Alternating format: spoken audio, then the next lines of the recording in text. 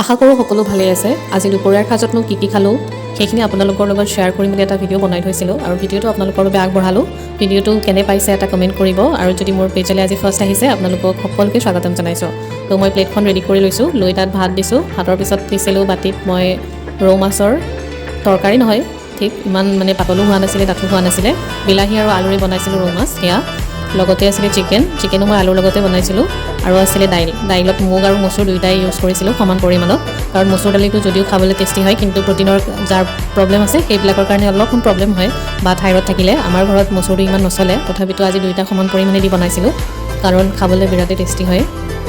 এনেদৰে গোটেইকেইখন আঞ্জা বনালোঁ কিন্তু মিক্স ভেজ বা চব্জি বনোৱা নহ'ল, গতিকে আজি এনেকেই খালোঁ। আপোনালোকে মোৰ ভিডিঅ'বিলাক চাই কেনে পায় এটা কমেণ্ট কৰিব, যদি ভাল পায় এটা লাইক কৰি দিব আৰু যদি চেনেলটো ছাবস্ক্ৰাইব কৰা নাই এতিয়ালৈকে প্লিজ ছাবস্ক্ৰাইব কৰি দিব।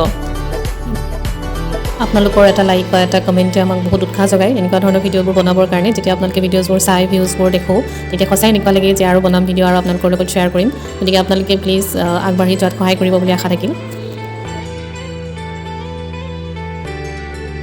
এয়া আমাৰ লাঞ্চ থালি পূৰা ৰেডি হৈ গ'ল। এইফালে আছে মাছ, লগতে আছে চিকেন আৰু আছে দাইল। গতিকে এনেদৰে খাই খুবেই ভাল লাগিলে। সকলোৰে সুস্বাস্থ্য কামনা কৰিলোঁ। ধন্যবাদ।